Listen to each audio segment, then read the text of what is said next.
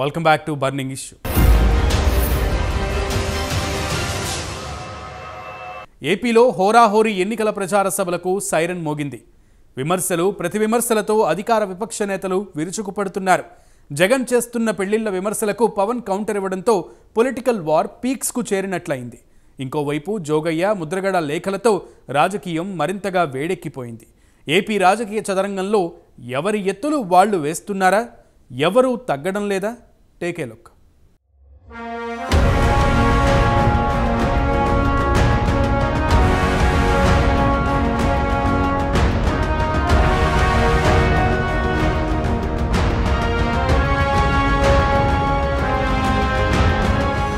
AP రాజకీయం వేడెక్కింది. నేతల మధ్య మాటల తూటాలు పేరుతున్నాయి. ముఖ్యంగా ప్యాకేజీ స్టార్ దత్తపుత్రుడు ఇలా పవన్ కళ్యాణ్ మీద ముఖ్యమంత్రి వైఎస్ జగన్మోహన్ రెడ్డి చేసిన రాజకీయ విమర్శలు అన్నీ ఇన్ని కావు. హైదరాబాద్లో ఇల్లు కానీ ఆ ఇంట్లో ఇల్లాలు 3 ఏళ్లకోసారి మారిపోతుంది. కార్లు మార్చినట్లు భార్యల్ని మార్చుతాడు. నలుగురు పెళ్లాలు అని జగన్ పలుమార్లు జనసేనానిపై విమర్శలు చేసిన సంగతి తెలిసిందే. అందుకు కౌంటర్గా తాడేపల్లిగూడెం సభలో నా 4వ పెళ్లానివి నువ్వే జగన్ అంటూ ఇచ్చిన కౌంటర్ ప్రకంపనలు పుట్టిస్తోంది. పవన్ చేసిన వ్యాఖ్యలతో ముఖ్యమంత్రిని పట్టుకుని పెళ్లామంటావా అంటూ వైసీపీ గుస్సా అవుతోంది. విపక్ష నేతను పట్టుకుని దత్తపుత్రుడు, ప్యాకేజీ స్టార్ అన్నం సబబా అంటూ జనసేన శ్రేణులు అంటున్నారు. ఇలా నేతల మధ్య మాటల యుద్ధం చూస్తుంటే ఏపీలో ఎన్నికల వేడి తారాస్థాయికి చేరినట్టే కనిపిస్తోంది.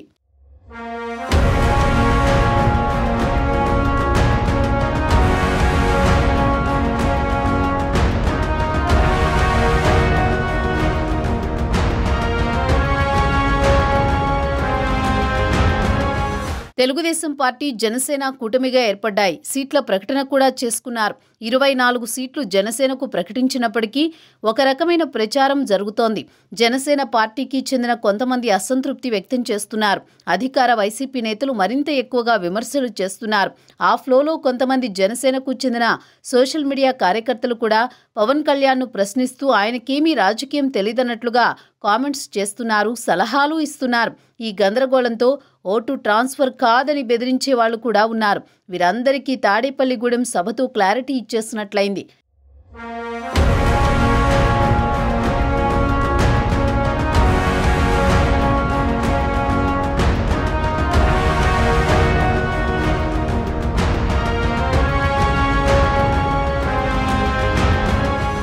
ఇంకోవైపు సిద్ధం అంటున్న జగన్కు యుద్ధం ఖాయమని సంకేతాలిచ్చారు. 175 సీట్లు తామే గెలుస్తామని చెబుతున్నారు. అభ్యర్థులను ప్రకటిస్తూ ఎన్నికల రణరంగానికి ఢీ అంటే ఢీ అంటున్నారు. కూటమి మధ్య ఓట్ల బదిలీ జరగకుండా వ్యూహాలు రచిస్తున్నారు. పవన్, చంద్రబాబులు తాను విమర్శించడమే కాకుండా మంత్రులతో తిట్టిస్తున్నారు. గత పాలన కంటే తమ పాలనే భేషని చెప్పుకుంటున్నారు. ఇంకోవైపు రాజధాని, పోలవరం, ప్రత్యేక హోదా, నిరుద్యోగం, అభివృద్ధి చేయకపోవడం లాంటివి లేవదీస్తూ జగన్ పైన జనసేన, టీడీపీ విమర్శలు చేస్తున్నాయి. ఇలా నేతల మాటల తూటాలతో ఏపీలో ఎన్నికల యుద్ధం తారాస్థాయికి చేరినట్టు కనిపిస్తోంది. తక్కువ సీట్లు అంటూ విమర్శలు చేస్తూ జనసేనానికి సలహాలిచ్చేందుకు ప్రయత్నిస్తున్న వారికి కట్ చేసి పడేశారు.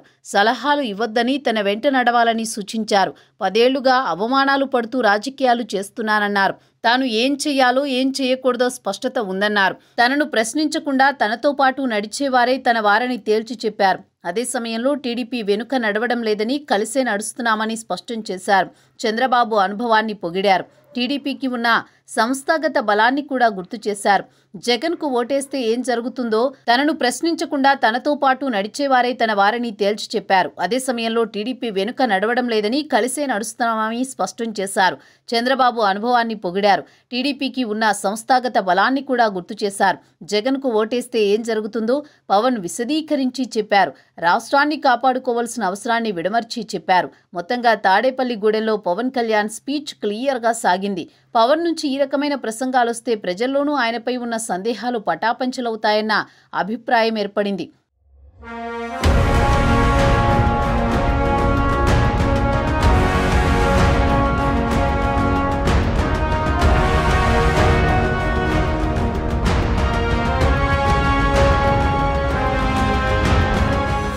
సహజంగా ఏ సభలో అయినా ముఖ్యనేత చివరిలో మాట్లాడతారు.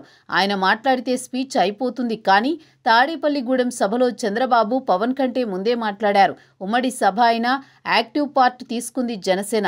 అందుకే చంద్రబాబు ఓ మెట్టు దిగి చివరిలో ప్రసంగించే గౌరవాన్ని పవన్ కళ్యాణ్కే ఇచ్చారు. అదే సమయంలో తన ప్రసంగంలో పవన్ కళ్యాణ్ను పొగిడారు. రాష్ట్రం కోసం తాము కలిసిన వైనాన్ని వివరించారు.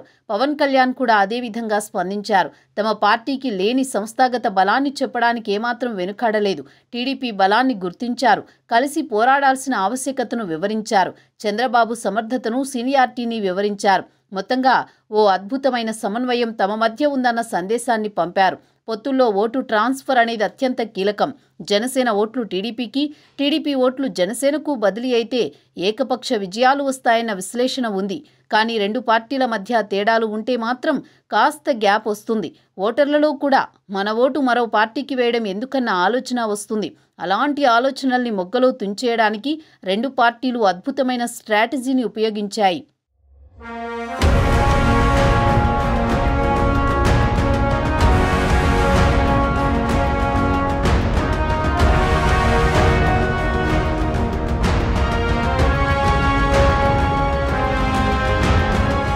తాడేపల్లిగూడెం సభలో అమలు చేశాయి. తనను వ్యతిరేకించేవారు తమవారు కాదని పవన్ తేల్చి చెప్పడం ద్వారా క్లియర్ మెసేజ్ పంపేశారు. మొత్తంగా తొలి అడుగును కూటమి పర్ఫెక్ట్గా వేశాయని అనుకోవచ్చు. తాడేపల్లిగూడెం సభ ముగియగానే జోగయ్య, ఆ తర్వాత ముద్రగడ పద్మనాభం రాసిన లేఖలు చర్చనీయాంశంగా మారాయి. ముఖ్యంగా జనసేన అధినేత పవన్ కళ్యాణ్కు మాజీ మంత్రి, కాపు సంక్షేమ సేన నాయకుడు హరిరామ జోగయ్య వరుస లేఖల ద్వారా పలు సూచనలు, సలహాలు ఇస్తున్న సంగతి తెలిసిందే. కూటమిలో టీడీపీ అధినేత చంద్రబాబు నాయుడు నుంచి ఎన్ని సీట్లు అడగాలో సూచించిన ఆయన ముఖ్యమంత్రి పదవికి సీట్ల పంపకాన్ని కూడా తన లేఖలో ప్రతిపాదించారు. అయితే పవన్ కళ్యాణ్ తన లేఖలపై ఎప్పుడూ స్పందించలేదు.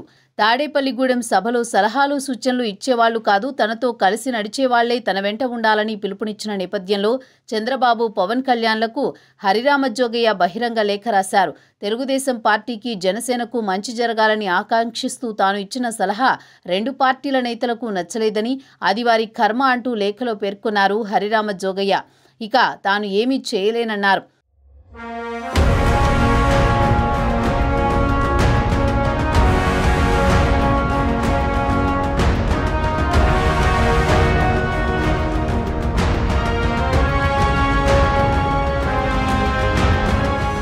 ఇంకోవైపు ముద్రగడ పద్మనాభం కూడా పవన్కు లేఖ రాశారు.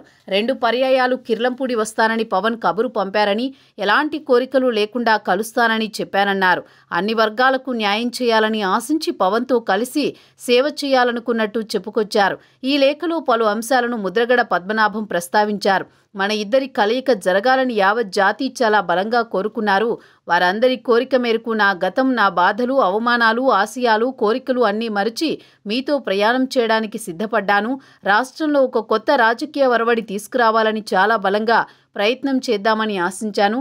మీరు అదే ఆలోచనలో ఉన్నారని నమ్మానండి. కానీ దురదృష్టవశాత్తు మీరు నాకు అవకాశం ఇవ్వలేదు అన్నారు.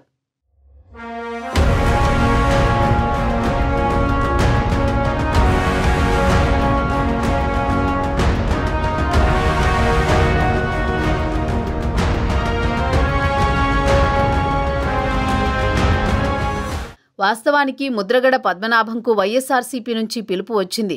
ఆయన మాత్రం ఆ ఆహ్వానాన్ని సున్నితంగా తిరస్కరించారు. ఆ తర్వాత పరిణామాలు వేగంగా మారాయి. ముద్రగడను జనసేన పార్టీ నేత బొలిశెట్టి శ్రీనివాస్, టీడీపీ నేత జ్యోతుల నెహ్రూలు కలిశారు. ముద్రగడ జనసేన పార్టీలోకి వెళతారని చర్చ జరిగింది. పద్మనాభంను పవన్ కళ్యాణ్ కలుస్తారని వార్తలొచ్చాయి. కానీ జనసేనాని మాత్రం వెళ్లలేదు. దీంతో తాజాగా ముద్రగడ లేఖ రాశారు. ఇలా జోగయ్య, ముద్రగడల లేఖలతో రాజకీయం మరింత వేడెక్కిపోయింది.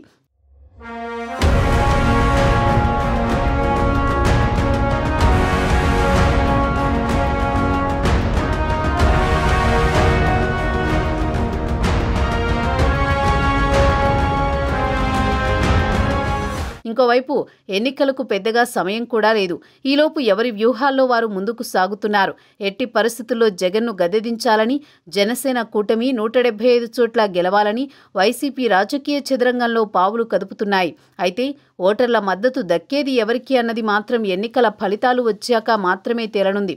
చూడాలి మరి ఏపీ రాజకీయ భవిష్యత్ ఏ మలుపు తిరుగుతుందో అన్నది.